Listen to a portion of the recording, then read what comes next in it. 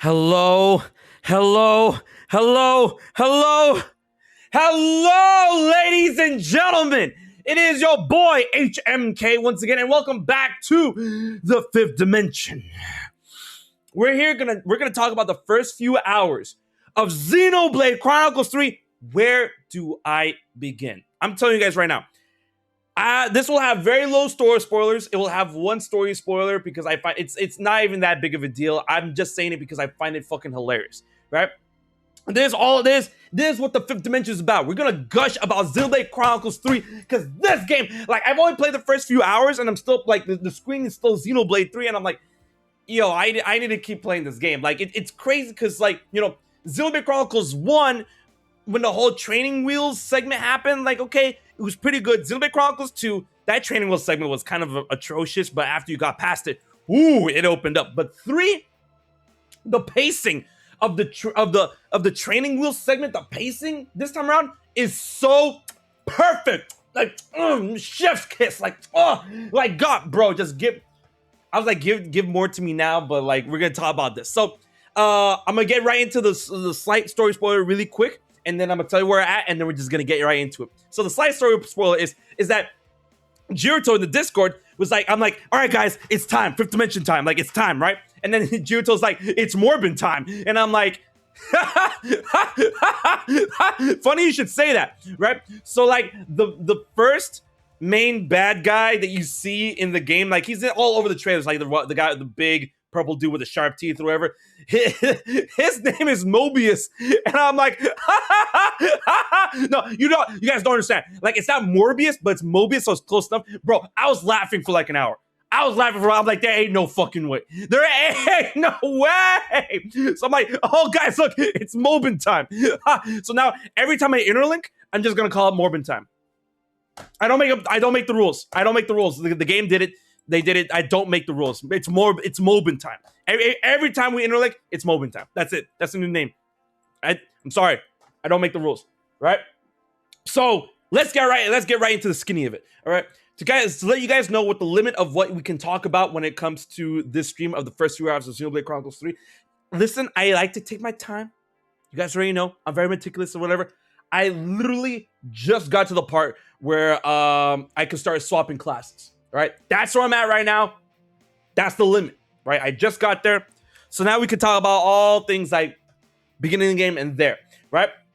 So first and foremost, I want to talk about like the opening cutscene and the sheer darkness of this game, the sheer fucked upness of this game. And this is like, we're going to talk mostly about mechanics and a little bit about story that aren't spoilers, right? So like, obviously, the world of Agnes and Kevis, they're at war. But like, it's so messed up. Like that first opening scene showing off the first like battle of that war, just seeing them just kill each other. And like, first, like, okay, you see in trailers or whatnot, and the trailers do it justice. But when you play the game yourself, like, wow, that's really fucked. Wow, that's really fucked up. Wow, that's really fucked up. Right? So there's like this game's like portrayal of death already. Like, you know, for Xenoblade Chronicles 2, death was like, I mean, for like Jin stabs Rex in the very beginning of the game. All right. And then Metal Face, gave Fiora the old razzle dazzle in the beginning of Xenoblade Chronicles 1. I'm like, all right. This one, it just takes it up to 11. I'm like, okay, we're doing this. Like, the game is actually, like, when they say mild blood, like, it's a little more than just mild. Right? It, like, Uni even says, like, oh man, I gotta hit the showers. I got all this like dirt and blood and sweat on me. I'm like, that's one thing. Now, another thing about the darkness, like the palpable darkness of Xenoblade Chronicles 2, I'm just like, I'm loving that they didn't talk about in trailers and they didn't talk about in like, promotional stuff, is that, of course, when you go out into the land of Ionias, you're out there to explore, find enemies, find secrets, find items to explore. But another thing that you're going to be going along the way and like discovering as you go are literal dead bodies. As you go throughout the world, you see dead bodies of those that are fallen. And as the officer of like Noah and Mila, and as officers, you have to go and like make sure they depart safely into the into the home for infinite losers, right? And I'm like, Jesus Christ, what is this, Dante's Inferno? I'm like, all right, this is I mean, of course, there's like, when you do it, there's perks to doing it, so you're gonna want to do it. It's not like, don't leave them behind. You see a body and it's red. You better go depart that soul. You better see them off. You better off see them. You better do that shit like now. Like that's crazy, right?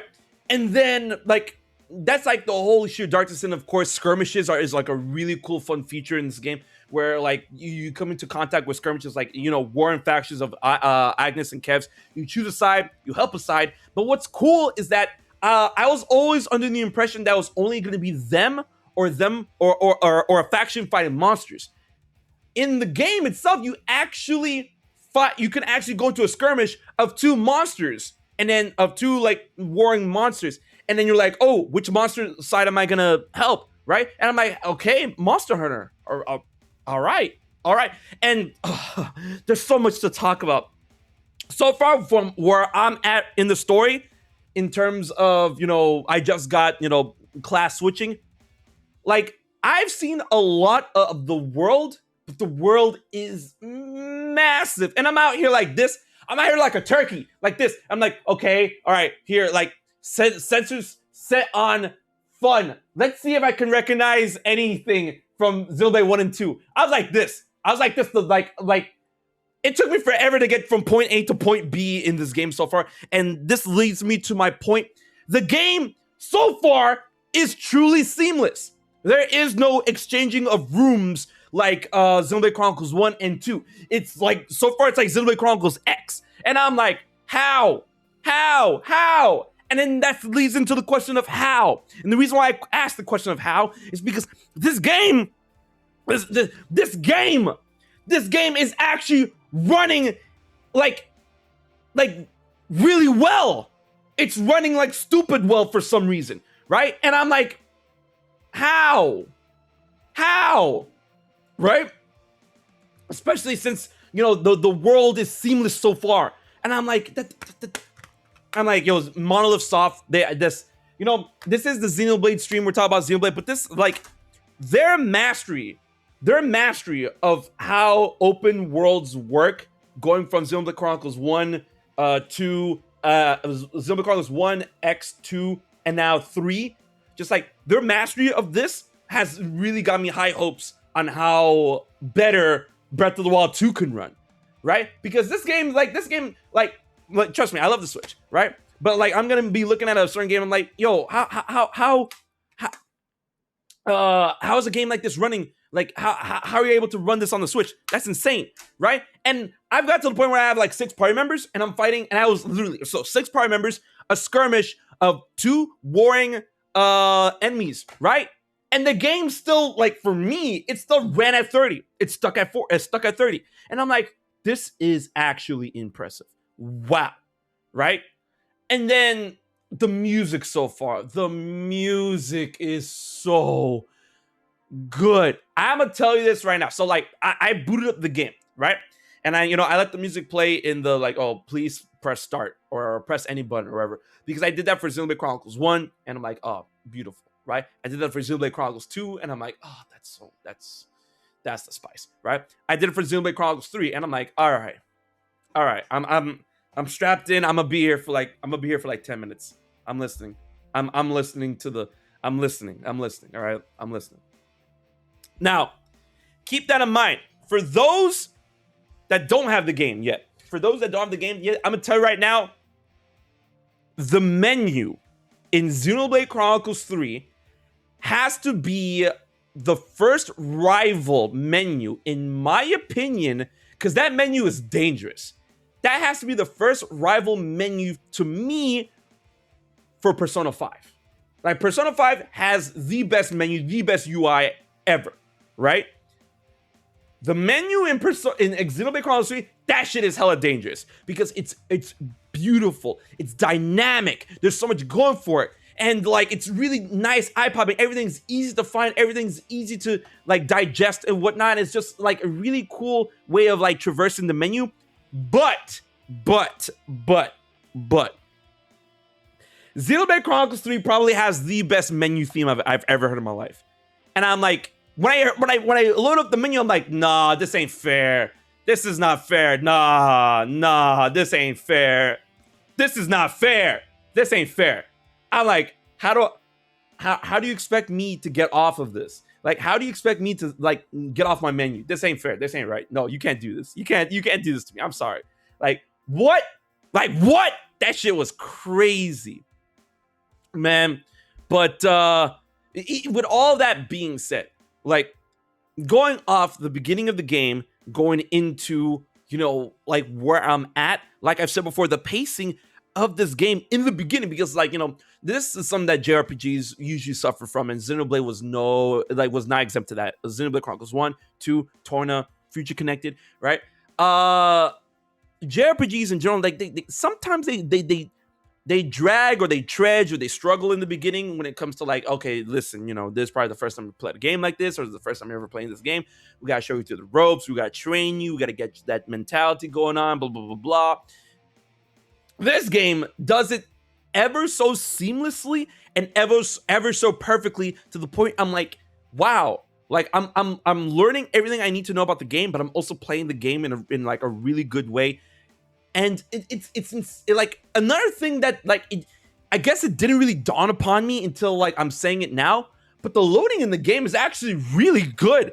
Like, oh, like, because if you don't know, from cutscene to battle, it's seamless. Like in Kingdom Hearts 3, like the cutscene plays, and then as soon as the cutscene's over, it just goes like into battle, right? And like the loading in this game is actually insanely good. And I'm like, it's just also seamless. So I like, it's weird, like I'm losing myself to this, and I'm not really noticing the little things going on that puts Xenoblade Chronicles 3 like on top of that of like 1 and 2. And from what I like, from how I'm gathering the game and how it presents itself, because I've heard about this, and like now that I'm playing it, it's just like, okay, now I believe you. I've heard that the game is 5 times bigger, like the map is 5 times bigger than Xenoblade Chronicles 2. That's insane. But after playing the beginning of the game, I'm like, okay, oh yeah, probably, yeah, probably, right? And then I've read from reviews that the game is gonna be like 150 hours long, and I'm like, man, that's big. And playing from the beginning, I'm like, oh, I get it, yeah, I got it. Now, one little intricate thing that I do want to talk about when it comes to like, it's not really a little thing, but it's a thing that if you haven't played 1 and 2, it's kind of hard to, like, if you haven't played 1 or 2, then you wouldn't pick that up. But if you play 1 and 2, you'd be like, oh, that's cool. That's really neat, right? So obviously, you know, the nation of Kevis is the more mechanically inclined nation, and that's, you know, it's ruled by the queen, the High Entia queen. So it's obviously harking to that of Xenoblade Chronicles 1, right? And then you have the nation of Agnes that's more ether oriented, right? And has their queen, you know, with long cat ears, their queen. So obviously it's more like harking that to Xenoblade Chronicles 2. Now, one thing that promotion promos or material, anything doesn't tell you, is that the Kevis people, right? Noah, Noah, Lons, and Uni, they play like Xenoblade 1. Like, their characters play like Xenoblade 1. And then Agnes, you know, Mio, Tyon, and Senna, they play like Xenoblade Chronicles 2. And I'm like, that's actually super cool. So when they break that down for you in terms of like the gameplay differences between those from different nations, I'm like, I see what you did there, Monolith Soft. Like, so like a biggest way to explain that is that arts in Xenoblade Chronicles 1, they don't run on a refund system. They run on a cooldown timer system, right? In which, like, oh, you use an art and then you gotta wait for the cooldown to stop. Like, no, like, it doesn't matter if you cancel attack, because there wasn't really, you know, there was, but there wasn't, you know, auto attack canceling, but like, you know, there was. Anyways, you have to wait on a cooldown for their arts to be ready, right? And there's nothing you can do to, like, you know, fix that unless you have like a skill or like gems that help bring the cooldown down, right? So Kevis people, that like their skills, their arts, you have to wait on a cooldown, right? But when you play Agnes people, their cooldown runs on a refund system in which the cooldown goes down every time you auto attack, or every time you cancel, or every time you do another skill. Then it cools down the skill. And I'm like, oh, that's cool. That is super. That's super neat, right? That's a really cool way to, like, for those, I guess, for those that enjoyed the Xenoblade 1 combat and then the Xenoblade 2 combat, like, they fuse the best aspects from both, but they still, like, I would say, have a difference between those two combat styles, right? So, I mean, if you were someone who liked playing Xenoblade Chronicles 1 more than you did 2, then you might focus on playing the Agnes people or their class, no, not Agnes, Kevis people and their classes, right? Or if you liked playing Xenoblade Chronicles 2 more than you did 1, then you focus on the Agnes people and their classes. And I'm like, damn, that's a small thing that they didn't have to do, but it goes a long way. And I'm like, that's a really nice, like, detail, right? So considering those smaller, finer details and whatnot, obviously you see, like, the big distinction between that of Agnes and Kevis. Agnes being like white and yellow, and then Kevis being black and blue.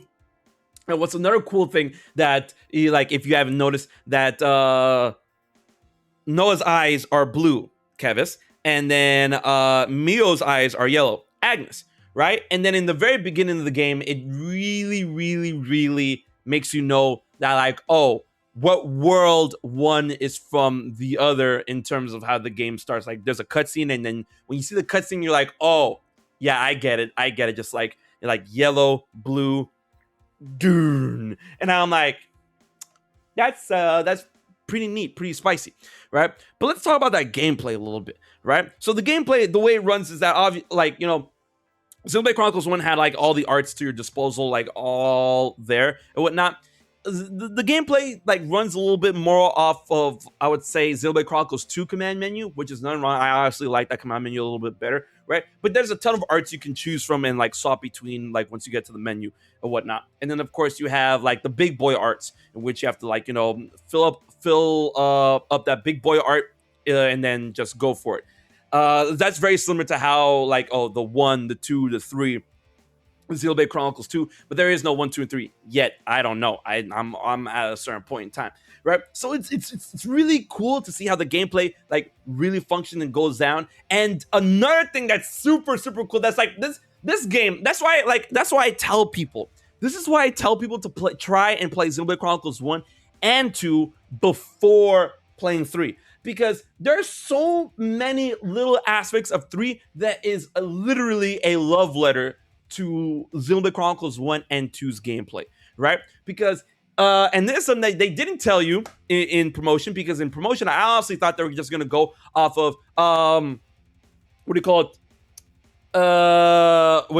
break, topple, launch, smash, right? That's what you would get in Xenoblade Chronicles 2, right? And then I thought it's like, all right, they're keeping that up. But in when I was playing it, they also have, break, topple, days, and they also add burst after days. So now days, the days lineup comes back, and you can actually, use tactics to tell your party, focus on days burst or focus on launch smash. And I'm like, that's too cool. Like, so you can do break, topple, days burst, break, topple, launch smash, and I'm like, The amount of options is just so fucking cool. The amount of options is just like, oh, I love it. I love how intricate the combat is from the beginning, because like the thing is, like, going into Xenoblade Chronicles 1, like going into 3 after playing 1 and 2, is that the game is like it's not overwhelming. It like the way that they explain everything to you, the way they get everything presented to you, it's not overwhelming. And that was like one of my biggest fears going into Xenoblade Chronicles 3, because I obviously thought they were going to take in a lot from 1, a lot from 2, and just bust it down, like bring it all together, bring it home. But it's not. They present it in such a way that like it's easy to digest in the beginning and as you go on, right? So I honestly don't know when the training wheels are actually gonna fully fall off, but it's not a chore like it was in Xenoblade Chronicles 2. I know that turned off a lot of people. A lot of people got turned off from Xenoblade Chronicles 2 because of how the training wheel segment in the game was like basically 15 hours, whatever. And once the training wheels falls off, the game gets really, really good. But then people are like, damn, do I really have to invest 15 hours into a game that I might not end up enjoying? That's, they're not wrong for thinking that, but Xenoblade Chronicles 3 remedies that like so easily. Like, that's crazy, man. And the fact that you have like 6 party members now at a time, because Xenoblade Chronicles 1 had 3 party members, so just like Xenoblade Chronicles 2, it looked like 6, but each person has their blade and whatnot.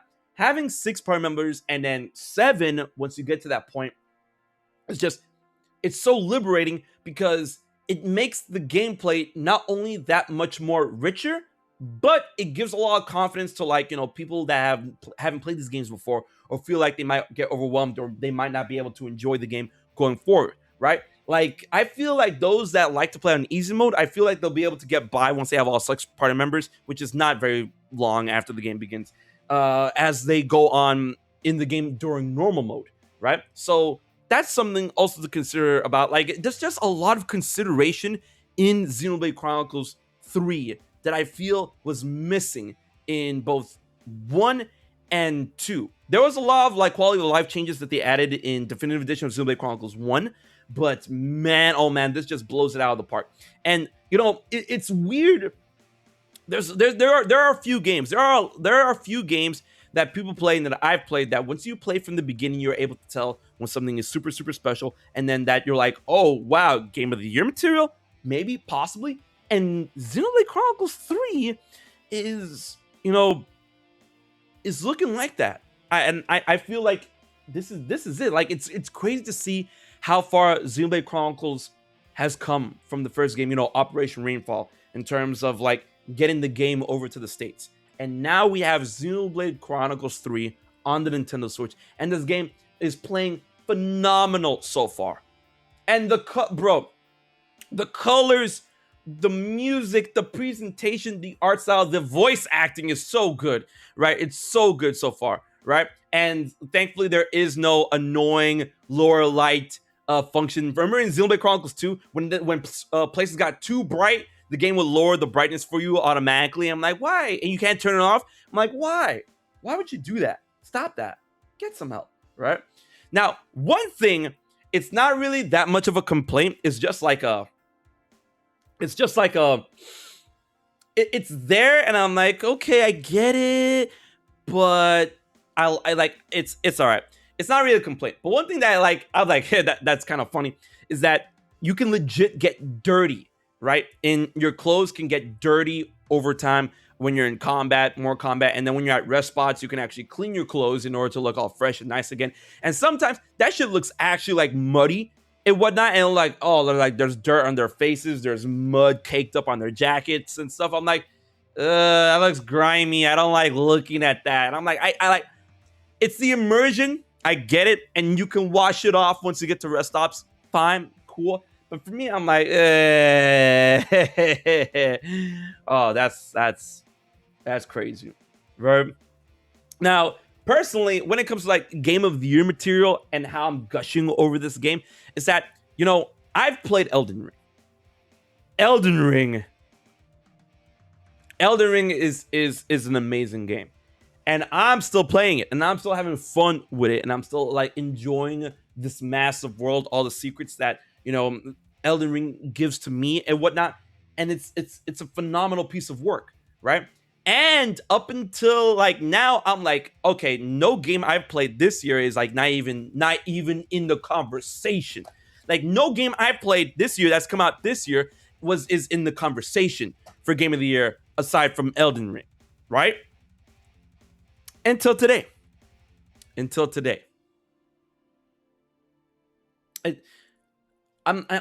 telling you, I've just played the beginning.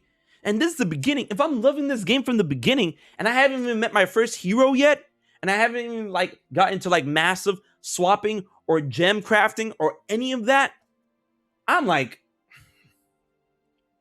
It's looking like it. It's looking like it, yo. Like, I'm telling you, Xenoblade Chronicles 3. That's like, and you know, obviously I haven't been in the game yet. I haven't I haven't even scratched the surface of Xenoblade Chronicles 3 yet. And it's like probably more likely Elden Ring might end up taking Game of the Year, and that's fine because that game's phenomenal, right? That game's like amazing. But like it's so funny. It's so funny and so like exhilarating to think about the idea that a Xenoblade game, Xenoblade Chronicles 3, would be in a conversation to be Game of the Year competing against Elden Ring. That's just like, this game was announced in February. This game was announced in February, and it was supposed to come out in September, and it got moved up to July. And there's nothing I've been playing this game that feels like it's out of polish. Nothing so far. Nothing.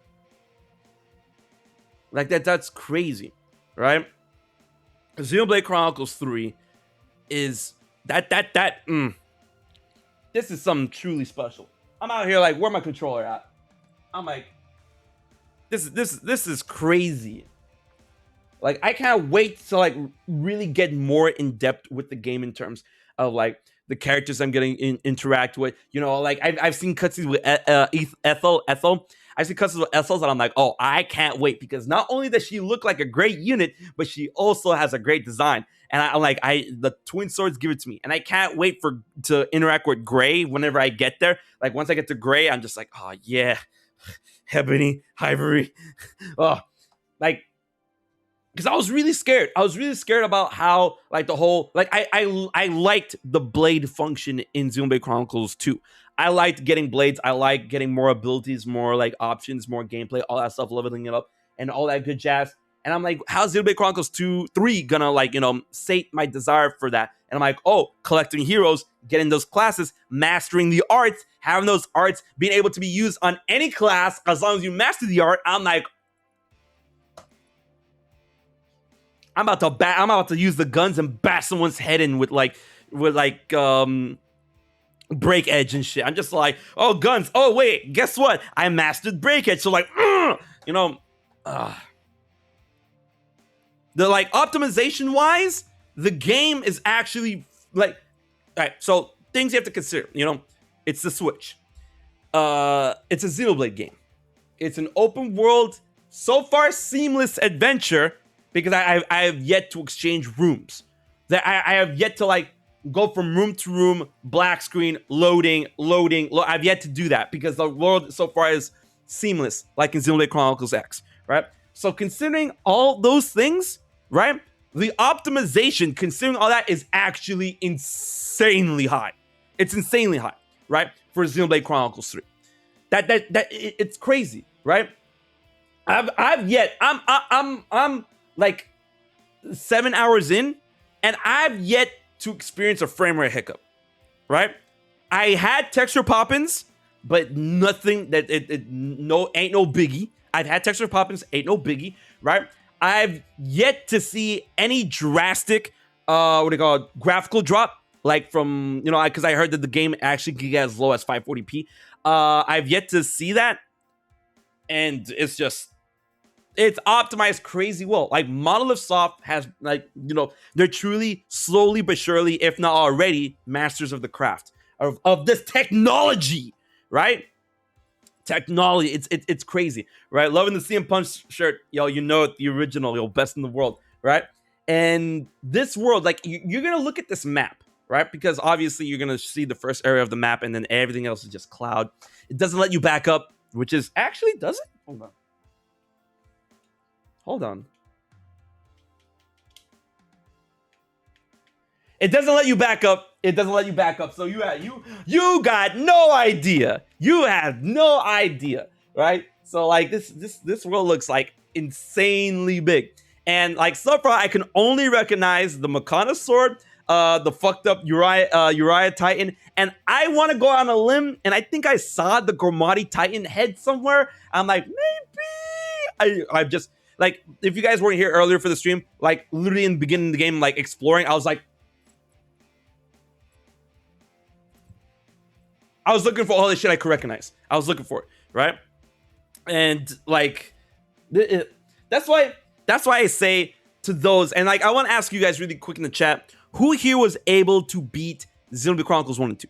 Because like obviously they're always going to give that spiel, like developers and producers are always going to give the spiel. It's like, you don't have to play the other ones to play and enjoy this one. But if you do, there is so much love going from this game to those games. Just like, man, like the experience is so, like, it's so much more enhanced if you played 1 and 2. Like looking for these little connections, looking for these amazing like callbacks and everything that's going on with Xenoblade Chronicles, like the series now. We can say that the trilogy now. It's just insane, right?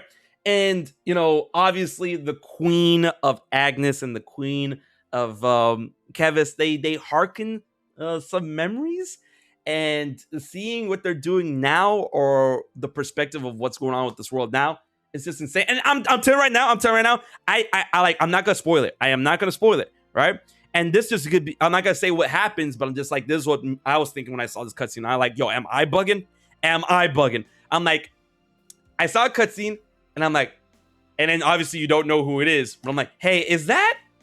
Nah. Was it though? What? Nah. I'm not gonna say who I think it was. I'm not gonna say who it looked like, because obviously I want y'all to have that experience. But I was like,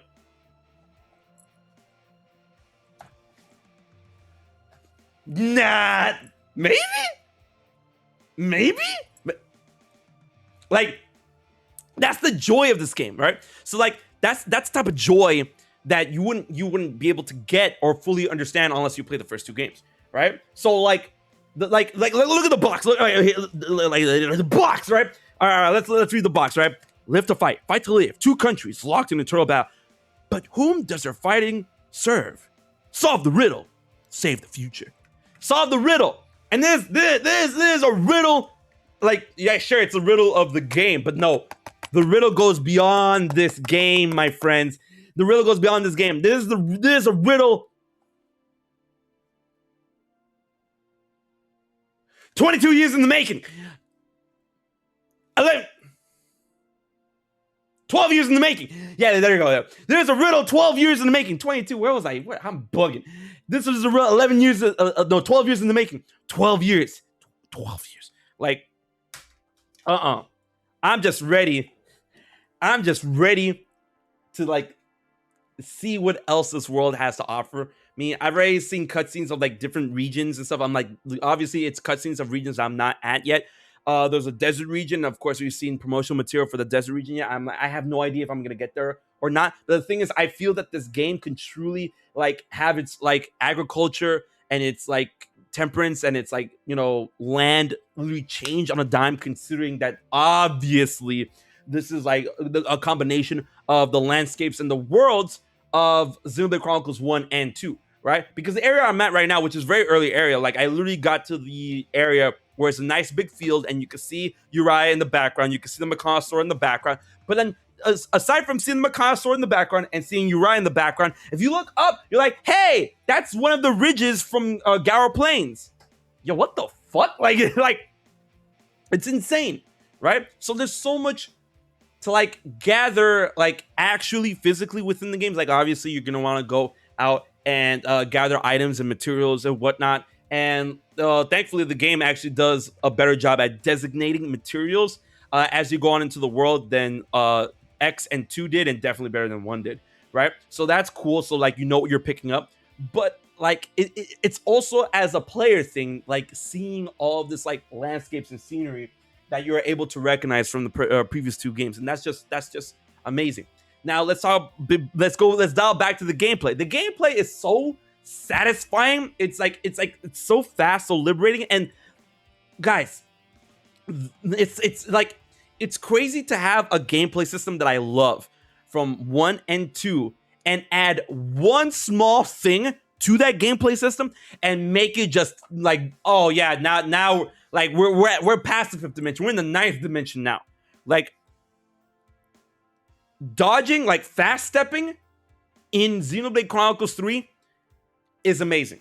So like finally, if you're able to play the game and you're able to like understand, you're actually the controlling character when you press the movement stick.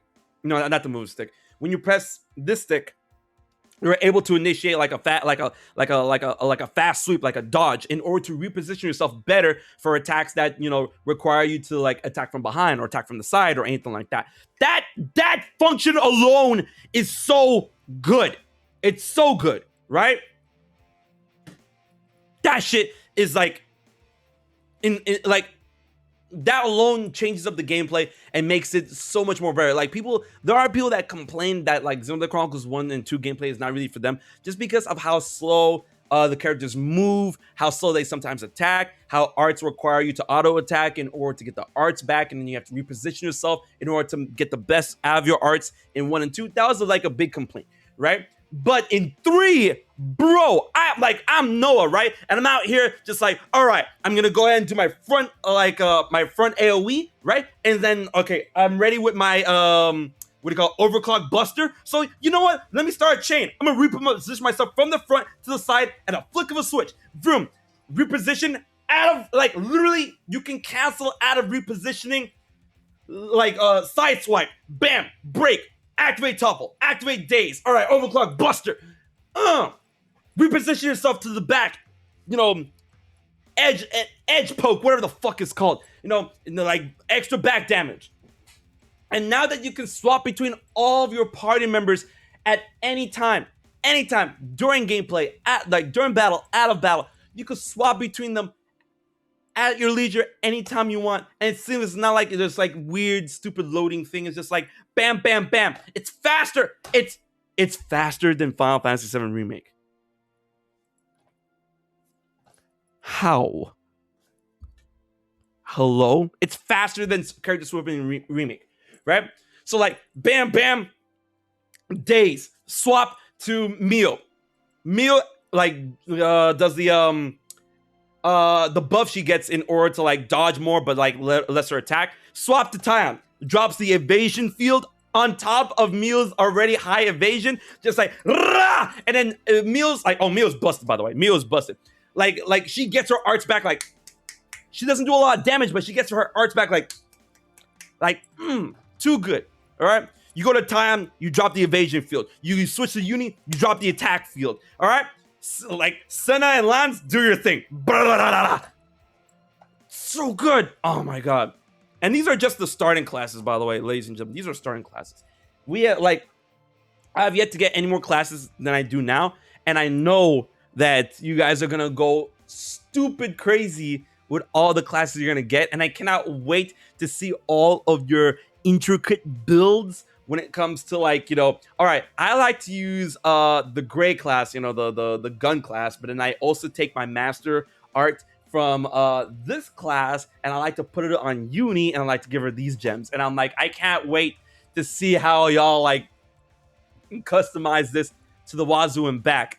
And then the craziest thing about this is like, of course, like if you guys haven't played Torna, that's DLC. Of course, they sold it as a standalone game because it is. Like Torna, that like you can get the edge of getting Torna, right? If you bought the Battle Pass, right?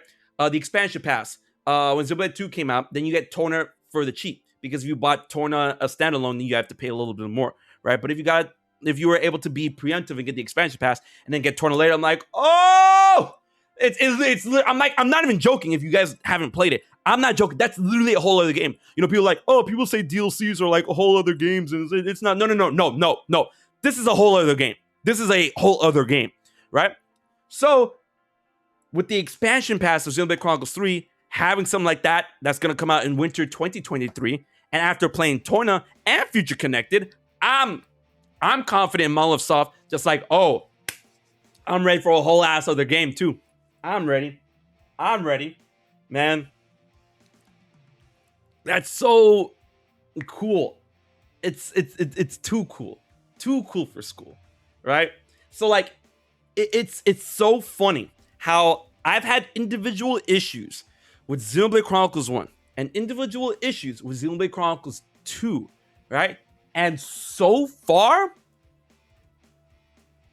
3 is solving all of them. 3 has solved all of them so far. And more. And it's like it's not like I'm not gonna stay story spoilers because I don't want to spoil. I want y'all to like that's like not to say that this is like I just started the game and this is easily the most fucked up story in Xenoblade Chronicles. And people are like, oh, but Xenosaga. I'm like, I'm talking about Xenoblade. I know how messed up Xenosaga is. Trust me. I'm talking about Xenoblade. Easily the most messed up story in Xenoblade. Like, and this is just the beginning. Just the beginning. And I know it's gonna get worse. It's gonna get worse. Worse not in the terms of being bad. Worse in the terms of like shit's gonna hit the fan. Like I know this story is gonna be amazing.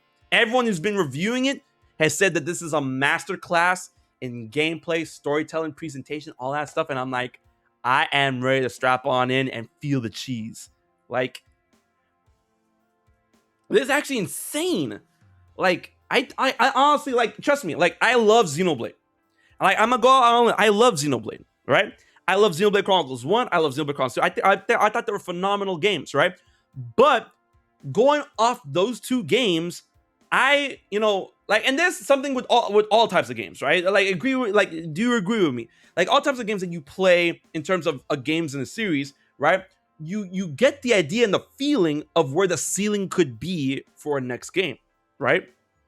So when playing Xenoblade Chronicles 1 and 2, I'm like, those games were phenomenal. But getting the feel of those games and seeing what I felt that those games were capable of, and like, okay, a next game after that, this is the ceiling of those 2 games, and obviously you're gonna put it up a little higher just because oh, this is the next game, you expect it to be put a little higher, right? So like the ceiling was like there, right? Xenoblade 3 is like here. That shit is like off screen. That shit is off screen. Like, I haven't had ceiling shatter. Like, I haven't had the ceiling shattered like that in a game for a series I'm like so well in tune before. Like since the Breath of the Wild, right? That broke the ceiling for me of what I thought the Zelda game was capable of. Kingdom Hearts 3, Remind as a whole, because with Final Mix, like Kingdom Hearts 2 Final Mix, the ceiling was like really, really high, right? For 2 Final Mix, not vanilla 2 Final Mix. Kingdom Hearts 2 Final Mix, really high. Kingdom Hearts 3 Remind, Yazura! Like, Lingering Will.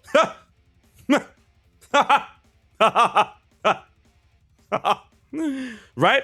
So Xenoblade Chronicles 3 is just, there's a treasure, right? And I like right now it's number 1 in the eShop, which I'm like,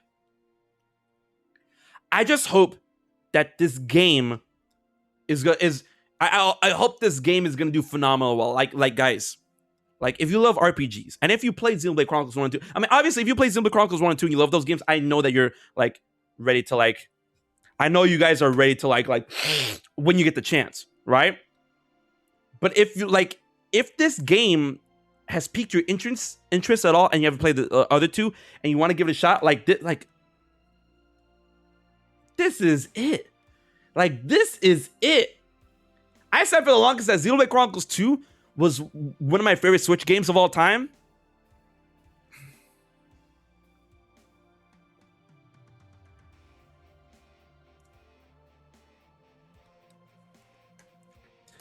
So I hope it does really well. And I seen the chat. It's like, could we get a Xenoblade Chronicles 4 maybe? Hey, listen, I'm all for continuing the hype, but the game just came out. Let's finish our dinner before we ask for more dinner, okay? Like, let's finish our dinner first because we have a feast. Like, oh my god, it's so juicy. Like, oh my god, it's so juicy. Like it's a turkey. And I've literally just like got like a little bit of skin off the turkey. I have to go for the mashed potatoes. I have to go for the gravy. I gotta go for the stuffing. I gotta go for the casserole. I gotta go for the mac and cheese. I gotta go for the pot roast. I gotta go for the meatloaf. I gotta go for the chocolate cake, the pumpkin pie. I gotta go for the.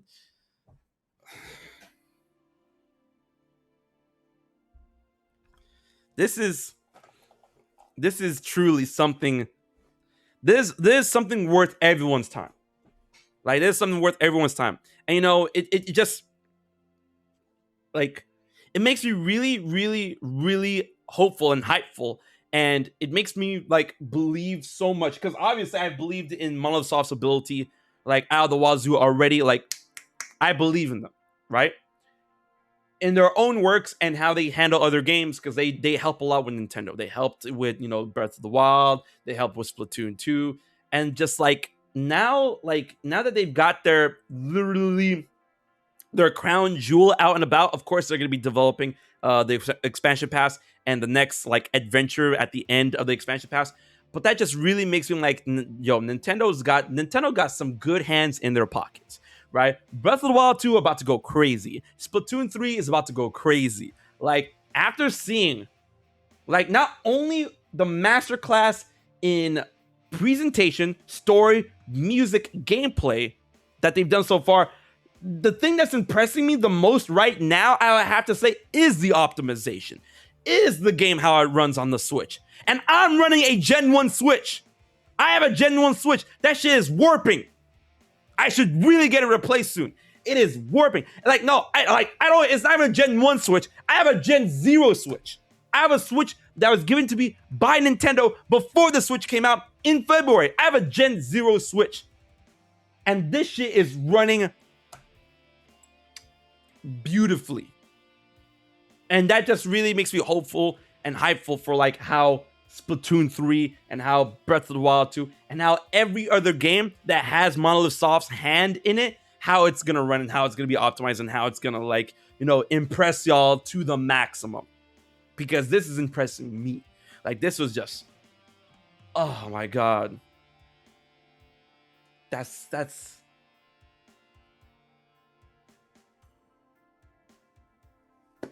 I'm just saying, guys, play this game now. If you need to rent it, yo, Gamefly, the Blockbuster still exists and where you're at, just this game, like, please give it a shot. Please play it. And if you have been, continue to enjoy it. The weekend is literally ours. This is our weekend. This is Xenoblade weekend. So, guys, thank y'all so much for coming out to the stream. I hope this hyped you up, and I hope you guys enjoyed your first hours of Xenoblade Chronicles 3. Now, before I toss out to the win, let's go ahead and rate another member of the Fifth Dimension. Let's see who's streaming right now. It's crazy. No, do not leave. What do you mean, do not leave? I need to play the game. I'm sorry. I apologize. We're gonna go ahead and stream Momo Pokemon, who is streaming Xenoblade Chronicles 3. And I already know where she's at. She's actually, what do you call them? I'm a little ahead of her, so she's behind me in the game. But I hope you guys enjoy that stream. Oh, who's best girl so far? Uni. They're all great. Mio's great. Sun is great. And then, of course, like, I have to see the rest of them. But guys, thank y'all so much for coming out to the stream. Until the next one, this has been your boy HMK. And remember to dive deep, be brave, and enter the Fifth Dimension.